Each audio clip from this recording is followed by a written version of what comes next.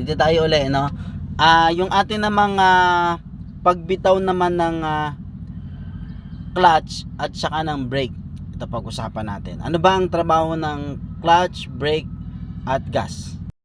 Ito yung ating gas, brake at saka clutch. So kapag ka po ang trabaho ng gas is magpapa-accelerator.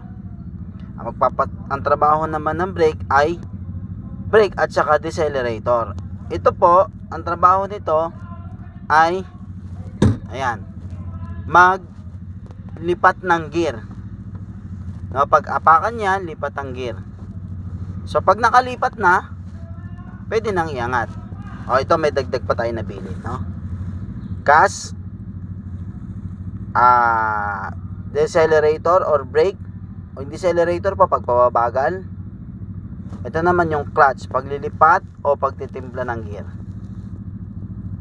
Road and machine care, lagi pong magtagubilin sa ating pagbiyahe. Laging maging caring sa kalsada, ano po? Muli po, salamat po sa Diyos.